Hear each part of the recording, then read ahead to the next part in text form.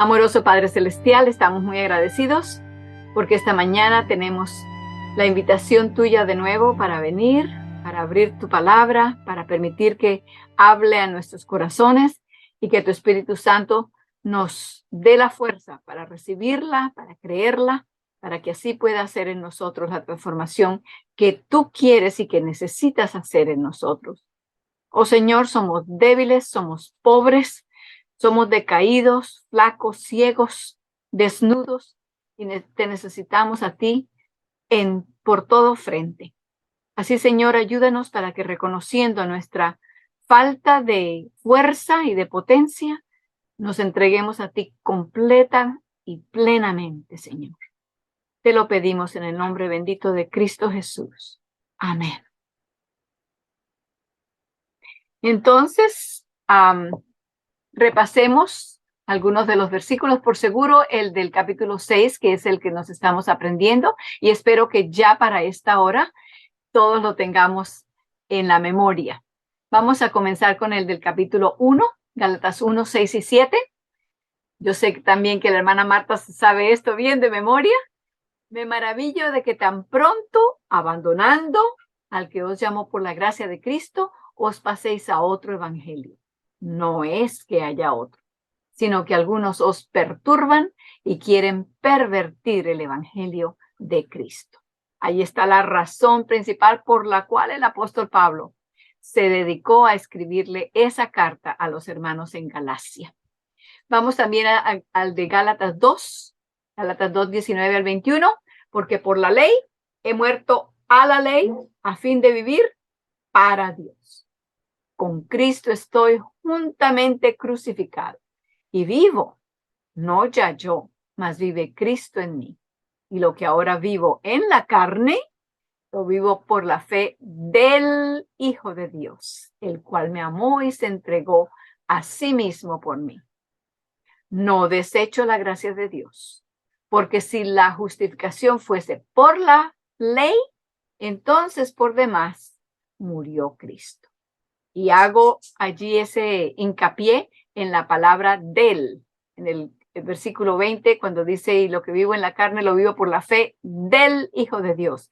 Es importante que recordemos que ni siquiera nuestra propia fe es algo en lo que podamos confiar. Todo lo que viene de nosotros es algo en lo cual no podemos poner ningún peso. No podemos tenerlo como fundamento porque nos va a fallar. Solamente la fe de Jesús, del Hijo de Dios, es la que nos va a mantener y nos va a dar el propósito y el hacer, el querer como el hacer, al vivir nuestra vida en la carne, así como Él la vivió también en la carne. Vamos entonces a Gálatas 5. Repasemos ese antes de hacer el del 6. Gálatas 5 del 13 al 16 habla de la libertad, ¿verdad? Vosotros, hermanos, habéis sido llamados a ser libres, pero no uséis la libertad como ocasión para satisfacer la carne. Yo le puse ocasión porque así dice en inglés.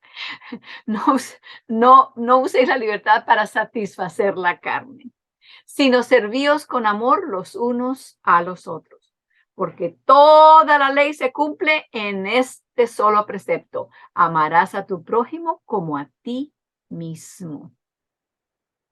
Pero si os mordéis y os devoráis unos a otros, cuidad que no os consumáis mutuamente. Y aquí viene la clave para que nada de eso ocurra en nosotros, ¿verdad? Digo, pues, vivid según el Espíritu, con E mayúscula, quiere decir que es el Espíritu Santo, ¿verdad? Vivid según el Espíritu y no satisfaréis los deseos de la carne. Allí está la promesa. Cuando permitimos que el Espíritu sea el que tenga el control en sus manos, el que lleve el timón del carro o del avión o del vehículo en que estemos, cuando le damos el timón a Él para que Él lo lleve y Él lo dirija, tenemos la seguridad y certeza de su promesa. No satisfaréis los deseos de la carne. Luego entonces estamos en Gálatas 6, así que estamos aprendiéndonos los de este capítulo, Gálatas 6, 12 al 15. Versículo 12 y el 13 tienen allí unas razones por las cuales estas personas están buscando obligar y hacer y cambiar de pensar a los hermanos de Galacia, haciéndoles creer que aunque tengan a Cristo, necesitan la circuncisión. Cristo solo no es suficiente. Un gran error, ¿verdad? Pero gracias a Dios que se nos dejaron estas cosas escritas para que nosotros las podamos tener y las podamos usar y no caer en esos errores ni en esos problemas que después nos dejan cicatrices. Dice, los que quieren ostentarse según la carne. Y ahí está una de las razones, ¿verdad? Eso es lo que quieren. Ostentarse según la carne. Es una salvación por obras, para que las vean, para que los demás se den cuenta de lo que yo estoy haciendo. Los que quieren ostentarse según la carne, ¿qué es lo que hacen? Os obligan a que os circuncidéis. Los que quieren ostentarse según la carne os obligan a que os circuncidéis, solo para no padecer persecución por la cruz de Cristo. Allí está una doble razón. Dos objetivos por los cuales estas personas están predicando de esa manera, en contra de la cruz de Cristo. Los que quieren ostentarse según la carne os obligan a que os circuncidéis. ¿Por qué razón? Solo para por no padecer persecución por la cruz de Cristo. Ahí está claramente el hecho de que esto no viene de Cristo, esto no viene por obra del Espíritu Santo. No puede venir por obra del Espíritu Santo si está poniendo como en lugar de Cristo cualquier otra cosa. Está poniendo en lugar de Cristo la ostentación de la carne. Está poniendo en lugar de Cristo, no queremos la persecución por la cruz de Cristo. Queremos estar libres, tener paz, sentirnos que estamos bien, no queremos ningún problema. Vamos a mantenernos calladitos para que así podamos vivir, tener nuestra vida bien. Y el cielo, sí, el cielo. Cuando nos muramos, después, cuando estemos para morirnos, entonces pensamos en el cielo y rapidito. No, esa no es la manera del cristiano. No es como el cristiano vive su vida. Nuevamente, versículo 1, los que quieren ostentarse según la carne, os obligan a que os circuncidéis, solo por no padecer persecución por la cruz de Cristo. Espero que esto nos ayude a aprenderlo una vez más. Los que quieren ostentarse según la carne, os obligan a que os circuncidéis, solo por no padecer persecución por la cruz de Cristo. El versículo 13 dice, y aquí hay otra razón más, ya llevamos dos razones, aquí viene la tercera, porque ni los mismos circuncidados guardan la ley, pero quieren que vosotros os circuncidéis. ¿Cuál es la razón? Para gloriarse en vuestra carne. Notemos allí en el versículo 1, los que quieren ostentarse según la carne, quieren tener para ellos mismos la satisfacción, la obra de que ellos han hecho algo. Y aquí, para gloriarse en vuestra carne. Ay, sí, ellos eran de los que no creían en esto y ahora creen porque nosotros les dijimos. Así que aquí están nuestros conversos. Y vamos entonces a echar por el suelo el evangelio de Cristo con tal de tener números que podamos mostrar de las almas que hemos ganado. Pero ¿a qué hemos ganado las almas? ¿A un evangelio en contra de Cristo? Eso no es evangelio, porque evangelio quiere decir ¿qué? ¿Cuál es el significado de la palabra evangelio? Cualquiera puede abrir su teléfono y decirme, su micrófono y decirme.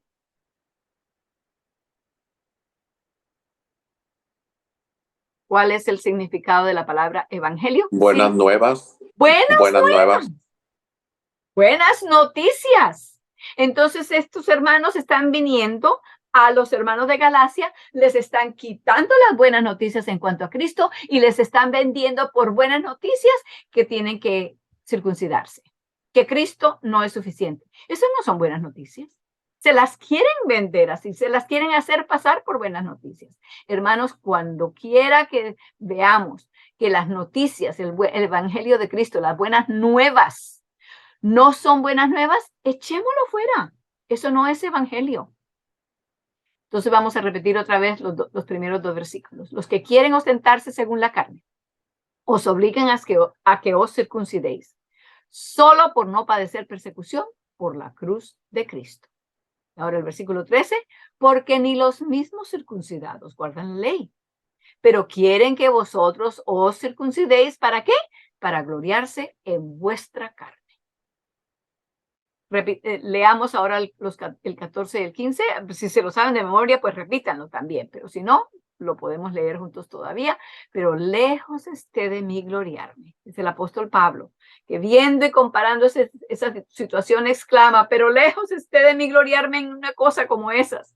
No, ni en nada más, sino solamente en qué, sino en la cruz de nuestro Señor Jesucristo, por quien el mundo está crucificado a mí y yo para el mundo. Y el 15 dice, porque en Cristo Jesús ni la circuncisión vale algo, ni la incircuncisión, sino lo que vale es la nueva creación o la nueva criatura. Lo que Cristo puede transformar en nosotros, eso es lo que vale. Circuncisión, no circuncisión, un pedazo aquí, un pedazo allá, un arreglo aquí, otro arreglo allá, hacer así, hacer así. Ahí podemos poner muchas cosas. Y escuchen bien, voy a poner un ejemplo, pero escuchen con cuidado. Podemos poner allí, ser vegetariano o no ser vegetariano no vale de nada. Así que el vegetarianismo o el no vegetarianismo no vale de nada. Solo la nueva criatura. No quiere decir que ser vegetarianos es malo. No, eso no es lo que se está diciendo allí.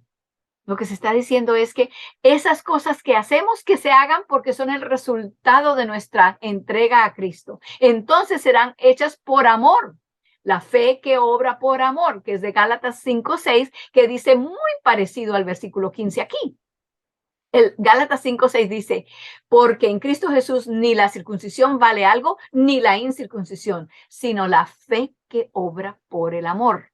Esa partecita última es lo único que cambia. Entonces, si lo que estamos haciendo lo estamos haciendo por la fe que obra por amor, entonces no vale delante de Cristo como mérito para salvación. Nada vale delante de Cristo para mérito por salvación, porque los méritos son todos de Él. Entonces, ¿es bueno? Si es bueno en sí mismo, pues sí, que se muestre porque así atrae hacia Cristo, pero no porque lo estamos usando como un método de mérito o para puntos para ganarnos un premio. No, de esa manera no. La motivación vale, la motivación cuenta. Entonces, habíamos quedado en la página 151, en la parte superior. Habíamos llegado preciso hasta el versículo 2. Entonces, leamos el versículo 2 juntos. Está en negrilla en su página 151. Vuelvo a repetir, estamos en la página 151 y vamos a leer el versículo 2 que está en negrilla allí. Leamos, sobrellevad los unos las cargas de los otros y cumplid así la ley de Cristo. Quiero que añadamos un versículo más allí. Vamos a Filipenses 2:4. Filipenses 2:4. Dice, no mirando cada uno por lo suyo propio, sino cada cual también por lo de los otros. Entonces está hablando de lo mismo, ¿verdad? Aquí en el versículo 2 de Gálatas decía, sobrellevad los unos las cargas de los otros y cumplid así la ley de Cristo. Y el mismo apóstol Pablo, inspirado por el mismo Espíritu Santo, entonces en Filipenses, a los hermanos de Filipo, les dice, no mirando cada uno a lo suyo propio, sino cada cual también a lo de los otros. Así que llevando las cargas los unos de los otros. Entonces va a hablar ahora de la ley de Cristo, porque dice así cumplir la ley de Cristo. Entonces, hermana Marcela, ¿puede leer el primer párrafo allí, por favor?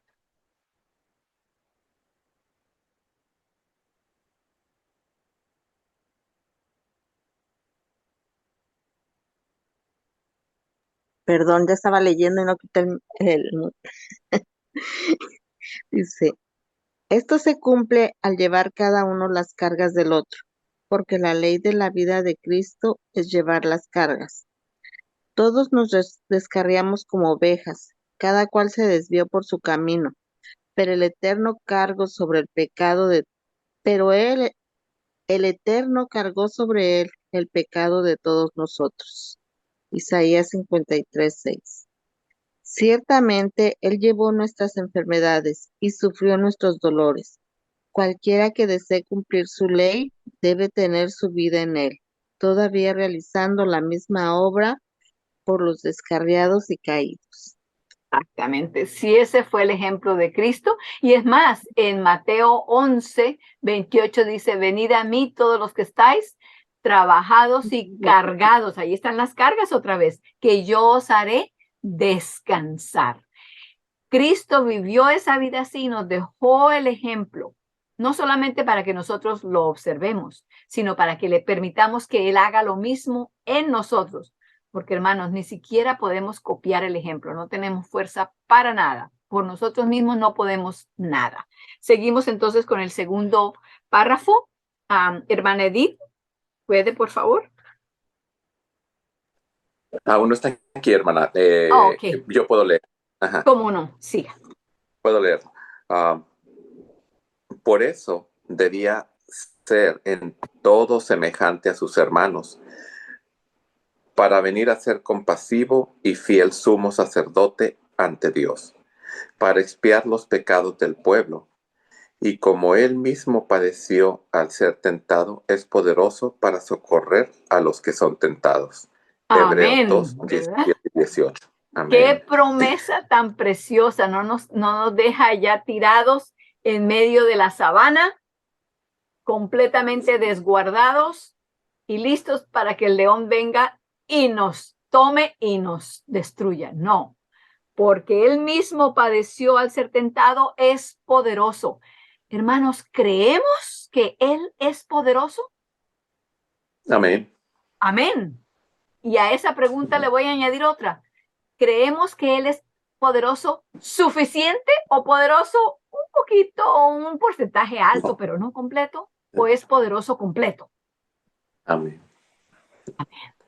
Es Amén. poderoso completo para salvarnos, para socorrer a los que son tentados. Amén. Siga leyendo, mi hermano.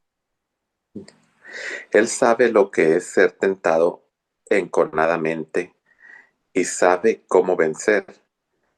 Sí, aunque no conoció pecado, fue hecho pecado por nosotros, para que podamos ser hechos justicia de Dios en él. Él tomó segunda de Corintios 5:21. Él tomó cada uno de nuestros pecados y los confesó delante de Dios como si fueran suyos. Espero que vean la razón de subrayar esa última oración allí. Él tomó cada uno de nuestros pecados y los confesó delante de Dios como si hubieran sido de Él. En 2 Corintios 5:21, que el hermano acaba de leer allí, dice, aunque no conoció pecado, fue hecho pecado por nosotros para que podamos ser hechos justicia de Dios en él. Y voy entonces aquí a recalcar un punto que hemos estudiado bastante, que hemos repetido muchas veces, pero que vale repetirlo todavía, porque es un hecho de una palabra en español que hemos adquirido un cierto significado en cuanto a la palabra y entonces le ponemos ese significado a todo lugar donde oímos esa palabra, inclusive en la palabra de Dios. Pero en la palabra de Dios esa palabra tiene un significado muy diferente y muy abarcante. Esa palabra es justicia. Entonces, en lugar de justicia, que siempre pensamos que es lo de la ley, que pone a los criminales en la cárcel y los pone bajo una sentencia por tantos años y no sé qué tanto. Eso es lo que le ponemos siempre, le adjudicamos a justicia de esa forma. Pero justicia quiere decir rectitud, buen hacer. Entonces voy a leer ese mismo versículo con la palabra rectitud para que entendamos un poco más de lo que se está diciendo allí. ¿Qué fue lo que dice? Que él no conoció pecado, pero fue hecho pecado por nosotros para que nosotros podamos ser hechos rectitud rectitud de Dios en él. El buen hacer de Dios, las obras buenas de Dios, la rectitud, la perfección del carácter de Cristo. Eso es lo que Él nos da a cambio de tomar nuestros pecados sobre Él. ¿Qué intercambio? El intercambio no fue solamente, aunque incluyó también el hecho de que Él tomó nuestra penalidad. Él sufrió la muerte que nosotros merecíamos. Pero no fue solamente eso, sino que a cambio de eso, de ese pecado, de esa iniquidad de nuestros corazones, que Él la tomó, no solamente la tomó y nos dejó allí vacíos, no, nos dio su perfección, su rectitud, su buen obrar. El buen obrar de Dios nos lo ha dado. No nos lo vendió, no nos lo prestó, no nos lo está haciendo pagar por cuotas. Nos dio su rectitud. ¡Qué glorioso! Suena glorioso nomás con leerlo de 2 Corintios 5:21, directo como está allí. Pero cuando entendemos y ponemos cuidado a cada palabra y al verdadero significado que esa palabra, ese término pueda tener en las Escrituras, entonces se abre como una bomba atómica, revienta y nos ayuda a entender con claridad. ¿Qué es lo que Cristo hizo por nosotros? Es mucho más abundante y glorioso de lo que podemos imaginarnos a primera vista. Por eso, la última oración, Él tomó cada uno de nuestros pecados y los confesó delante de Dios como si fueran suyos de Él. El que no tuvo pecado. Y hace un poco tiempo, creo que les he mencionado ya, pero basta también repetirlo. Leí algo en lo que decían, ¿qué sucedería? ¿Cómo nos sentiríamos si en cierto momento, por cualquier modo, vinieran todos los pecados que hemos cometido en nuestras vidas? Todos, que fuéramos nosotros conscientes de todos y cada uno de ellos en un momento. Que viéramos lo que hicimos, lo que dijimos, cómo lo hicimos, cómo lo dijimos, por qué lo hicimos, por qué lo dijimos. Todo eso. No solamente las últimas 24 horas, sería terrible de las últimas 24, pero de toda la vida, estar consciente, podernos acordar de todo lo malo que hicimos y tenerlo allí presente. Bueno, Cristo hizo eso y llevó lo de cada persona del mundo. Con razón que eso lo mató. Esa carga, esa culpabilidad, ese sentido de culpa, de responsabilidad por eso. Por cada una de las cosas que nosotros hemos hecho y todo el mundo, desde Adán hasta el final. Entonces, Él cargó todas esas y las confesó delante de Dios. Confesó a favor de Caín. Padre, maté a Abel. ¡Ay, qué dolor para el corazón de un ser que no conoció pecado! Tener que decir, yo maté a Abel, mi hermano. Porque estaba ensañado contra él, porque él hizo lo que debería haber hecho. Yo hice lo incorrecto, traje lo que no debería haber traído, en contra de tu voluntad, de cabeza dura. Dije que iba a hacer lo que yo quería y puse mi voluntad. ¡Qué terrible! ¿Qué tal que usted o yo tuviéramos que confesar el pecado de Caín? Pero en cierta forma, verdaderamente, ¿verdad? Pensándolo. Cuando tenemos un odio, un rencor contra alguien, Cristo dijo que eso era igual que matar, ¿verdad? Entonces, Cristo, cuando Él tomó cada uno de nuestros pecados, fue consciente de cada uno de ellos y los confesó delante de Dios como si fueran suyos. Por eso murió en la cruz. No fue la asfixia, que puede haber sido puesto en el informe de su defunción. En la partida de defunción hubiera dicho, murió por asfixia. Pero no fue la asfixia lo que lo mató.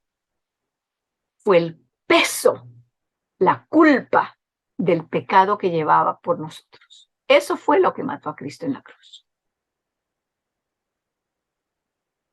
Entonces, el tercer párrafo, Janet, por favor.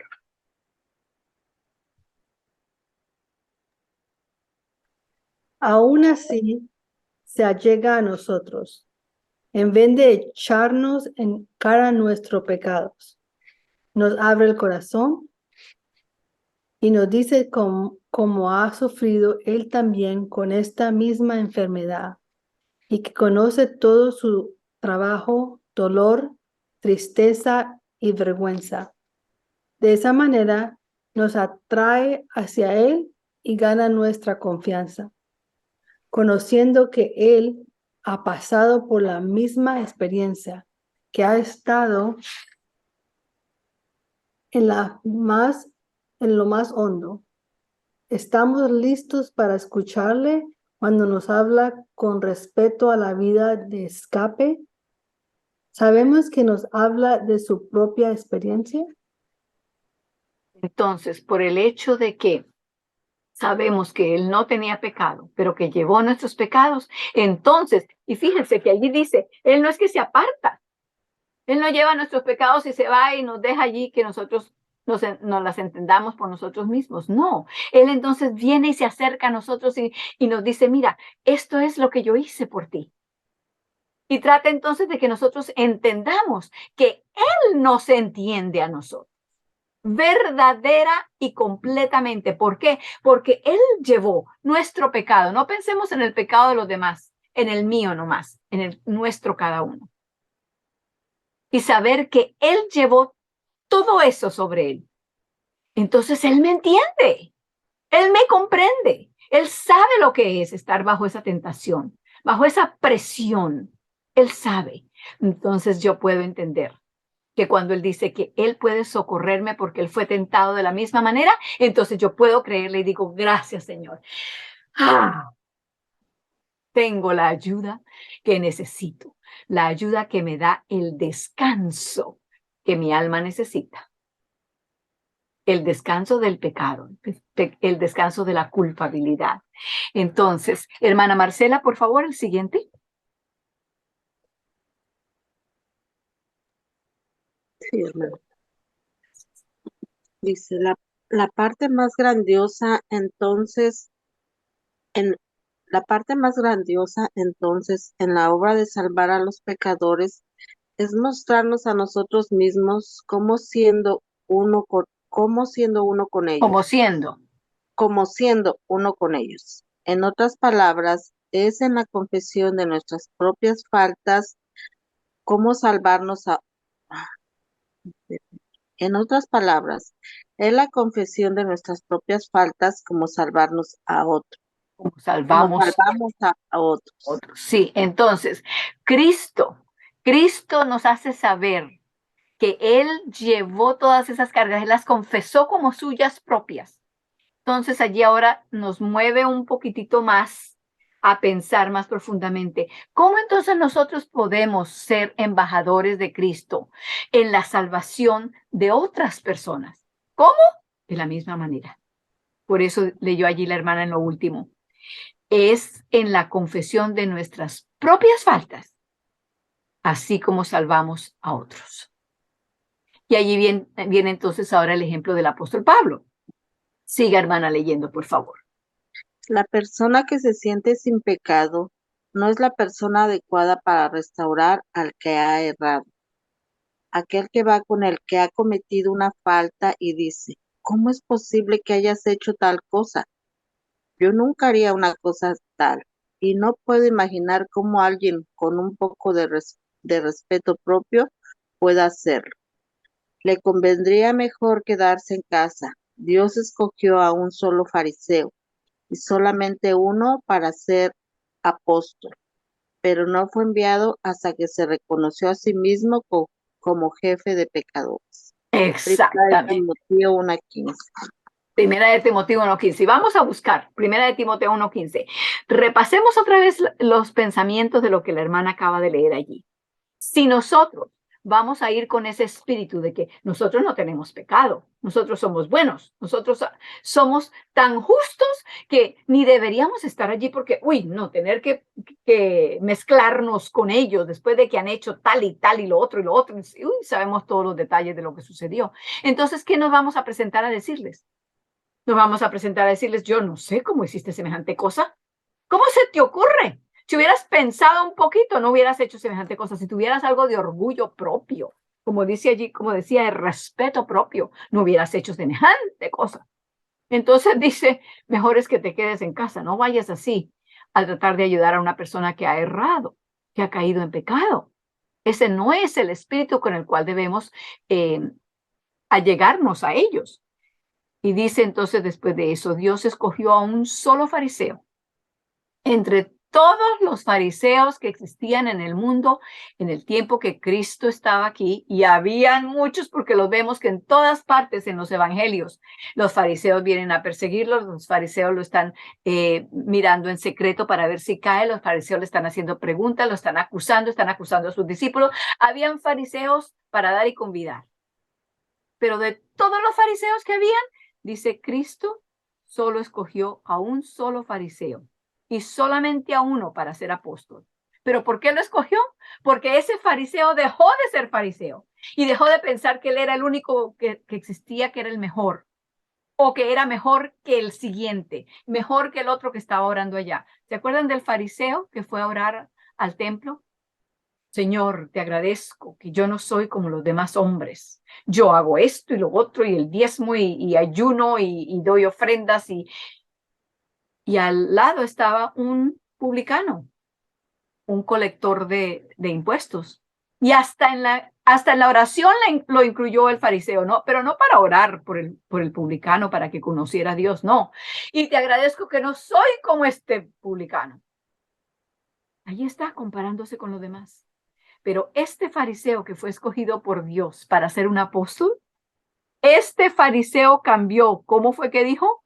En 1 de Timoteo 1:15 encontramos cómo fue que este fariseo se presentó, no como el fariseo de la parábola. 1 de Timoteo 1:15. ¿Está la hermana Edith disponible ahora o todavía no? Si no, el hermano Sexto. Sí, ok. Bueno. Palabra fiel y digna de ser recibida por todos, que Cristo Jesús vino al mundo para salvar a los pecadores, de los cuales yo soy el primero. Amén. Apóstol Pablo nos dijo, bueno, yo vengo a contarles aquí que Cristo vino a morir por los pecados de todos.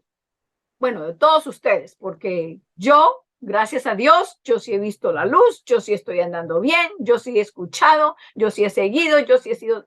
No. Y aunque Dios esté y está haciendo la obra en nosotros, jamás debemos tomarnos la honra y la gloria que solamente le pertenece a Él. Cuando nosotros decimos, yo estoy bien, yo sí lo hago las cosas bien, yo sí estoy justo a los ojos de Dios, en ese mismo momento ya caímos porque nos robamos la gloria y el crédito que le merece. ¿A quién? ¿A mí? No, a Cristo. Podemos decir gracias a Dios. Me ha ayudado a ver lo mal que iba y me ha traído a su regazo. Por eso le confío, porque yo sé que Él va a seguir trayéndome en todas las demás cosas. Eso fue lo que el apóstol dijo allí cuando dijo, Él vino a salvar a los pecadores, de los cuales yo soy el primero, yo soy el peor. En inglés dice chief of sinners, el jefe de los pecadores. Así se llamaba y así se consideraba. Entonces, cuando nos damos cuenta de dónde nos ha traído Dios, entonces podemos ayudar a los demás. Porque no los estamos ayudando porque nos sentimos mejores que ellos, sino porque sabemos que Dios está haciendo en ellos la misma obra que hizo y sigue haciendo en nosotros.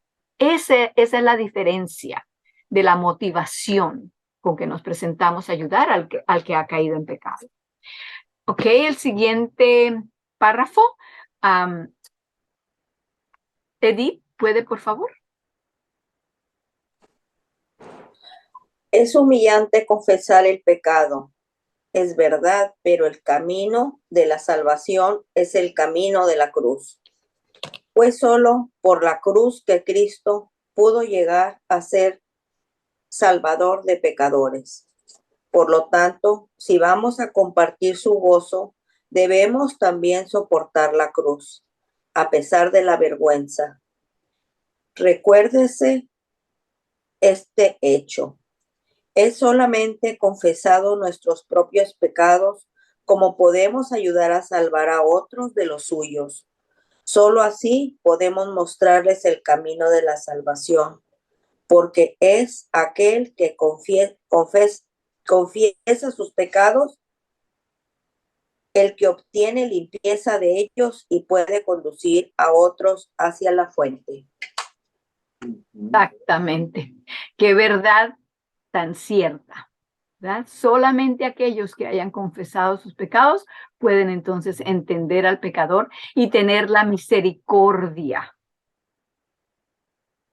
esa bondad que puede demostrarse hacia ellos en su situación, cuando ellos están reconociendo la necesidad que tienen. En vez de caerles encima y decirles, usted sabía que hizo mal y usted ya lo sabía porque yo se lo había dicho y su papá y su mamá se lo enseñaron. No, nada de eso le va a ayudar a la persona. Pero señalarles al Salvador que me ayudó a mí también. Eso como ayuda a un pecador. Amén. Bueno, allí viene el versículo 3 y creo que el 4 también. No, sí, ahí está el 4 también. Y vamos a leer también junto con el 5. El 5 está en la parte superior de la página 153. Lo vamos a leer juntos porque hay una coma en medio y entonces también nos puede ayudar a entender mejor. Leamos entonces juntos. Si alguno cree ser algo, no siendo nada, se engaña a sí mismo. Cada uno examine su propia obra. Entonces, el motivo que tenga para gloriarse lo tendrá solo para sí y no ante otro, porque cada cual llevará su propia carga.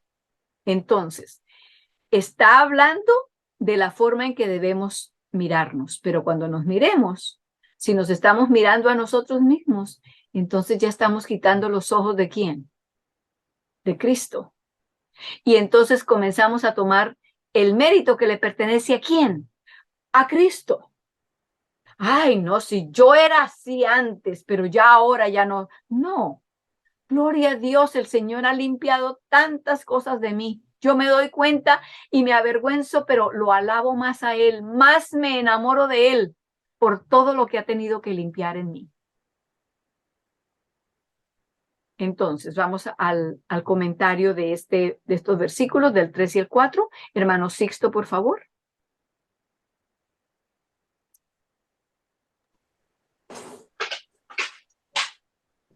Note la expresión no siendo nada. No dice que no debamos pensar que somos algo hasta que realmente lo seamos. No se trata aquí de una declaración de hecho. El hecho de que no somos nada. No solamente un individuo, sino todas las naciones son nada delante del Señor. Si alguna vez llegamos a pensar que somos algo, nos engañamos a nosotros mismos y muy a menudo nos engañamos, estropeando así la obra del Señor. Recuérdese la ley de Cristo. Aunque Él lo era todo, se vació a sí mismo. Él se anuló a sí mismo a fin de que la obra de Dios se llevara a cabo. El siervo no es mayor que su Señor. Dios es el único grande. Cada ser humano, aún en su mejor momento, es solo vanidad. Solamente Dios es verdadero, pero cada ser humano es un mentiroso. Cuando reconozcamos lo anterior y vivamos consciente de ello, entonces estaremos en condición de que el Espíritu de Dios pueda llenarnos. El hombre de pecado es aquel que se exalta a sí mismo, según de Tesalonicenses 2, 3 y 4. El Hijo de Dios es aquel que se humilla a sí mismo. ¿Qué diferencia? Completamente lo opuesto. Vamos a 2 de Tesalonicenses 2, 3 y 4. Veo que estábamos en Filipenses, lo último que habíamos leído allí. Pero ahora vamos a 2 de Tesalonicenses. Capítulo 2, versículos 3 y 4. 2 de Tesalonicenses 2, 3 y 4. Voy a leer.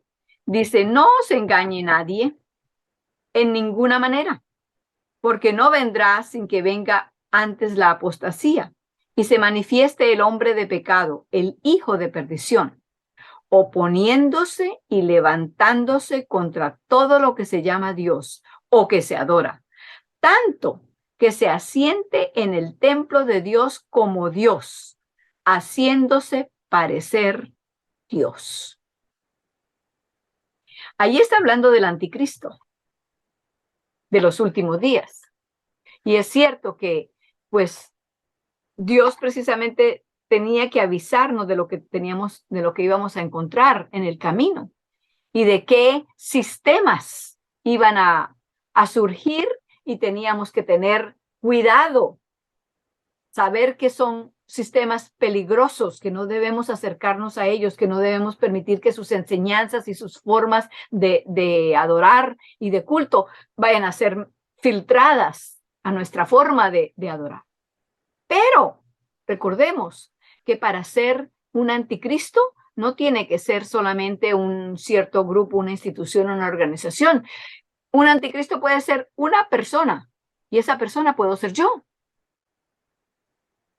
Porque si yo me opongo a lo que Dios dice y quiero ponerme a mí y a mi voluntad en lugar de Él, ¿qué es eso? Eso es un anticristo. Estudiamos de esto hace una semana o dos. Anticristo no es solamente estar en contra de Cristo, sino querer aparecer en lugar de Cristo, querer tomar el lugar de Dios. Eso es un anticristo. No solamente que se opone, sino que quiere tomar el lugar. Entonces, si yo, por eso el primer mandamiento, como dice, no tendrás dioses ajenos delante de mí. ¿Y quién es el primero que quiere tomar ese puesto que le pertenece a Dios? Yo. Lo que yo pienso, lo que yo quiero, lo que yo decido, lo que yo. Por eso es el primer mandamiento, que Dios sabe que en el trono que le pertenece solo a Él, allí es donde la tentación es más grande a ponernos nosotros en lugar de Él. Entonces, cuando habla aquí de que el anticristo, como decía, que no os mováis, perdón, el 3, no os engañe nadie en ninguna manera, porque no vendrá sin que venga antes la apostasía y se manifieste el hombre de pecado, el hijo de perdición. ¿Quién es ese? Antes de que señalemos a otros o a otras cosas, tengamos cuidado que no seamos nosotros mismos de quién se está hablando allí. Versículo 4, oponiéndose, ¿nos estamos oponiendo? Levantándose contra, ¿nos estamos levantando en contra de todo lo que se llama Dios o que se adora? ¿Estamos poniendo a nosotros mismos o nuestras familias o nuestros deseos, nuestros trabajos, nuestras carreras, lo que sea? Y no quiere decir que son cosas malas. La familia no es nada que es malo, ni que Dios diga, no se mezclen con eso. No sigan esos caminos. No. Pero si los ponemos en lugar de Dios, se convierten en un anticristo, en un ídolo. Sigamos allí, como decía otra vez, tanto que se asiente en el templo de Dios como Dios haciéndose parecer. ¿Y saben qué? El templo de Dios está ¿en dónde? En nosotros mismos. Sí, hay templos donde vamos a adorar. Y ese también es la casa de Dios. Pero recordad que se nos ha dicho que nosotros somos el templo del Espíritu Santo. El templo de Dios, el cual habita en nosotros. Entonces, si en lugar de Dios nos ponemos a nosotros y lo que queremos y lo que conocemos y lo que decidimos nosotros, entonces, ¿qué estamos haciendo? Estamos siendo anticristos. Lo que leía el hermano allí decía, el hombre de pecado es aquel que se exalta a sí mismo. El Hijo de Dios es aquel que se humilla a sí mismo, porque así fue como el Hijo de Dios, Cristo Jesús, hizo también, ¿verdad? Esa fue su obra y esa fue su manera de vivir. Versículo 5 decía, esa parte sola, porque cada cual llevará su propia carga. Entonces, está bien largo, pero no importa, comencemos. Marcela, ¿puede leer, por favor, otra vez? Sí, hermana. Ok, antes de que siga, hermana, recordemos que este versículo 5 es una cláusula, una frase que es parte de lo que decía en el versículo 4. Así que voy a volver a leerlo para que entendamos lo que la hermana está por leer. Cada uno examine su propia obra, entonces el motivo que tenga para gloriarse lo tendrá solo para sí y no ante otro, porque cada cual llevará su propia carga. Quiero también entonces alertarnos al hecho de que el versículo 2, que está en la página 151, decía lo siguiente: sobrellevad los unos las cargas de los otros y cumplid así la ley de Cristo. Eso era en el versículo 2 de Gálatas 6. Ahora en el versículo 5 de Gálatas 6 dice, porque cada cual llevará su propia carga. Hermana, lea a ver qué es esto. Dice, ¿es esta una contradicción del versículo 2? De ninguna manera. Cuando las escrituras nos dicen que compartamos las cargas de los demás, no significa eso que lancemos nuestras cargas sobre cada uno de los otros. Cada uno llevará su carga en el Señor. Salmo 55:22. Él lleva sobre sí la carga de todo el mundo, de toda la humanidad, no en masa, sino en forma individual. Nosotros depositamos nuestras cargas en Él, no reuniéndolas en nuestra mano o en nuestra mente y lanzándolas fuera de nosotros, al que está lejos de nosotros. Esto es imposible de realizarse. Muchos han tratado de deshacerse de su carga de pecado y dolor, pero han fallado y la han sentido regresar sobre sí más pesada que nunca, hasta que se han sumido en la desesperación. ¿En dónde está el problema? Simplemente, ellos consideraban a Cristo como estando a la distancia y sintiendo que ellos tenían que salvar el puente. Esto es imposible. La persona que está sin fuerza no es capaz de arrojar su carga, ni aún más allá de lo que alcanzan sus brazos. Y mientras tanto que mantengamos al Señor a esa distancia, no conoceremos el descanso de nuestras pesadas cargas. Es solo cuando reconocemos y confesamos al Señor en nosotros como nuestro único apoyo, como aquel cuyo poder es el que realiza cada movimiento, y confesamos no ser nada, y desaparecemos de la vista, no engañándonos más a nosotros mismos. Cuando realmente dejamos descansar nuestra carga en Cristo, Él sabe qué hacer con ella, y llevando su yugo, aprendemos de Él cómo llevar las cargas de los demás. Amén, amén. Entonces, allí se estaba demostrando cómo es que figurativamente o cómo nos imaginamos que se hace esto. Si en nuestra mente estamos pensando que nuestras cargas se las vamos a dar a Cristo porque Cristo está allá, a una distancia. Algunas veces lo ponemos bien lejos. Ese ni siquiera anda por aquí. Ese ni siquiera sabe lo que está sucediendo. Entonces, si se las vamos a pasar a Él, pero está allá y nosotros las recogemos en nuestras propias manos y se las tiramos para que Él las tenga. ¿Qué estamos haciendo con eso? No estamos hallando el descanso, porque Cristo no está cerca de nosotros. ¿Y cómo vamos a tener ni siquiera la fuerza de poder tirar las cargas hasta allá? Una persona que está desvalida, afligida, completamente débil por el pecado, no tiene ni siquiera fuerza, como decía allí, para tirar nada ni a lo que le llega la distancia de su brazo, mucho menos para tirarla a una distancia más lejos. Entonces, en reconocer que Cristo está no por allá lejos, sino que está aquí conmigo, en ese mismo entendimiento, hallamos la paz que buscamos.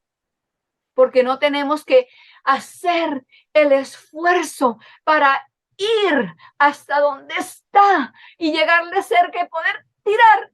No, Cristo no es así como nosotros. No es ese la ayuda para nuestras cargas que necesitamos en ese momento. Como dice en Salmo 46. Vamos allá.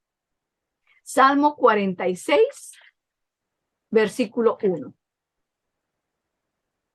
Salmo 46, 1.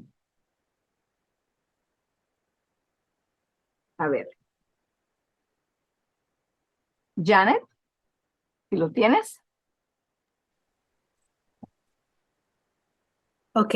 Al músico principal de los hijos de Coré. Salmo sobre Alamoth. Dios es nuestro amparo y fortaleza, nuestro pronto auxilio en las tribulaciones. Noten esa palabrita tan bella que dice ahí, nuestro pronto auxilio.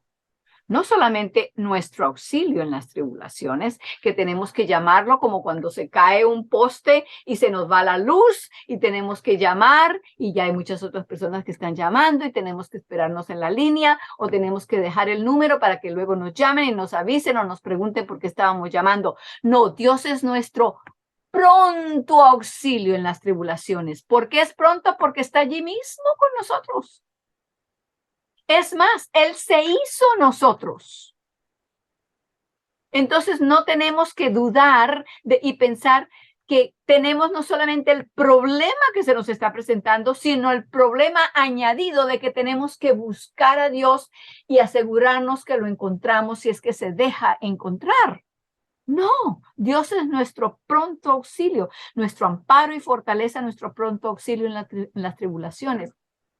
Cuando Cristo nos invita no a que vayamos a poner una aplicación.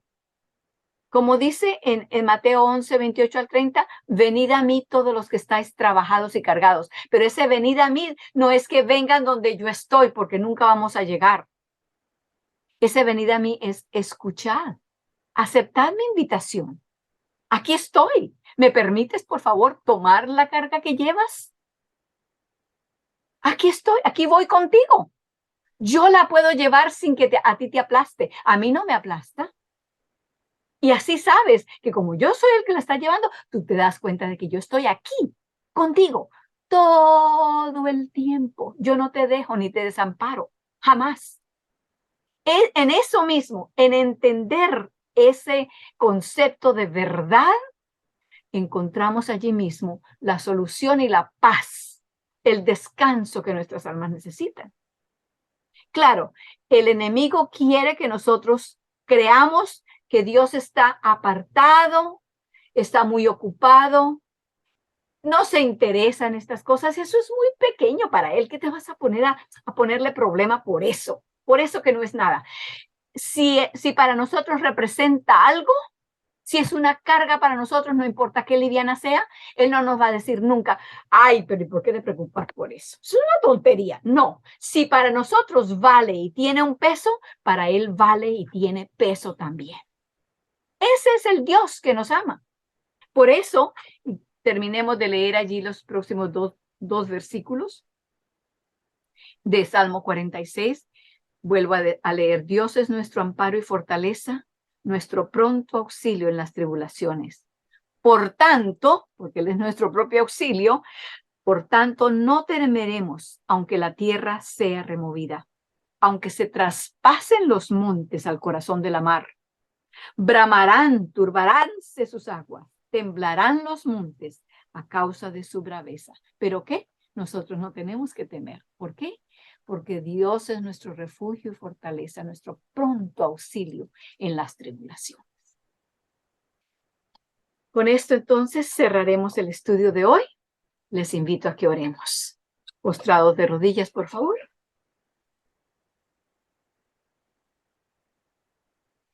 Amoroso Padre Celestial, cerramos con las palabras del Salmo 46. ¿Y cuánto entendemos lo que se dice allí? Está hablando de que braman las olas y que se remueven los montes al corazón del mar. Ay, Señor, las cosas que llevamos, que encontramos a diario, que el enemigo nos ataca y nos presenta. Son esas cosas, son cosas terribles, son cosas que Él busca con ellas aplastarnos. Si estamos aquí hoy, si tenemos la capacidad de razonar y de pensar, no es porque el enemigo no ha estado tratando de acabarnos. No, es porque tú has sido nuestro refugio y fortaleza, nuestro pronto auxilio en todas las tribulaciones. Por eso, Señor, te alabamos, te agradecemos y te pedimos que nos ayudes a ver a nuestros hermanos con ese amor y esa mansedumbre tuya, de manera que estemos dispuestos a compartir ese testimonio de lo que tú has hecho en nosotros para darles ánimo a ellos. La honra y la gloria que sean solamente para ti, ahora y siempre. En el nombre de Jesús. Amén.